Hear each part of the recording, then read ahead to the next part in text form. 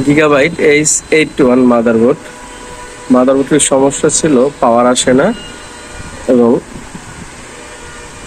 এটাতে ফাঙ্গাস ধরে দিছিল। আমরা ফাঙ্গাসটা পরিষ্কার করে দিয়েছি, আলহামদুলিল্লাহ এখন পাওয়ার ওকে। তো কাস্টমারের র্যাম প্রসেসর দিয়ে চেক করতেছি, কাস্টমারের র্যাম প্রসেসরের কি অবস্থা চেক দেব।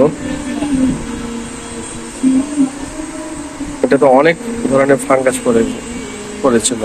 ক্যাসিং এর অবস্থাটা ভালো না, হয়তো ইঁদুর বা কোনো পোকামাকড় ঢুকে এটাকে, পোকামাকড়ের যে রসটা থাকে বা প্রসাব বলে, অনেক সময় প্রসাব করে ফেলতে পারে, এগুলো দ্বারা এটার ফাঙ্গাস তৈরি হয়েছে। ফাঙ্গাসটা তৈরি করেছি একটা মেডিসিন দিয়ে, আশা করি পাওয়ার চলে আসবে ইনশাআল্লাহ। আলহামদুলিল্লাহ পাওয়ার ওকে। দেখি র্যাম আর প্রসেসরের কি অবস্থা। দেখ আলহামদুলিল্লাহ ডিসপ্লে চলে এসেছে।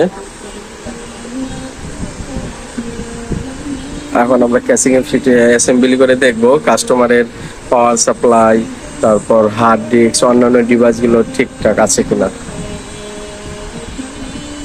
যাদের এই ধরনের প্রবলেম থাকবে অবশ্যই ফাঙ্গাসগুলো ক্লিয়ার করে নেবেন, সমাধান হয়ে যাবে ইনশাল্লাহ। Gigabyte H81। ধন্যবাদ সকলকে।